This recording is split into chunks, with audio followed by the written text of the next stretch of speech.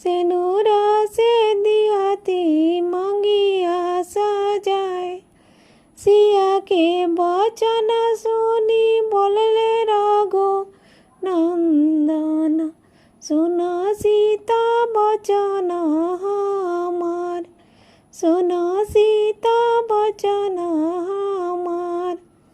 हमारे ही संग सीता सुख नाई पैबू हो, हमारा के लिखल बनावास, हमारा के लिखल बनावास। ससुर जी के तेजबू सीता, ससुर जी के तेजबू, तेजबू अवधपुर के राज, तेजबू अवधपुर के राज। त्रेता में मोरे संग सुख नाई पैबू हो, बेलसी ना पैबू अवधपुर के राज, बेलसी ना पैबू अवधपुर के राज।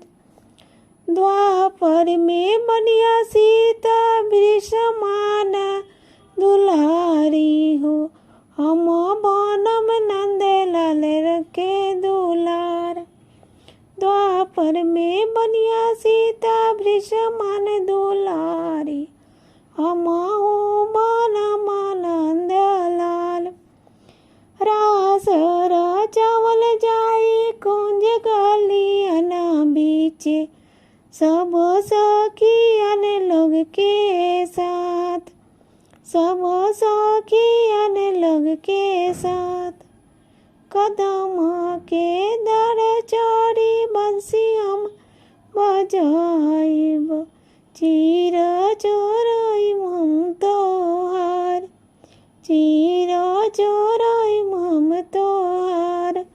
मुरली की तन पर तोके नचाइम, डाली गले बहिया तोहार, डाली गले बहिया तोहार। राधा किशन के जोड़ी अमर रहिए, सीता अमर रहिए प्रेम हमार। राधा किशन के जोड़ी अमर रहिए, सीता अमर रही प्रेम हमार। फुलवा लोड़त सीताराम जी के, एकली सुरती पे गोइली लोवा।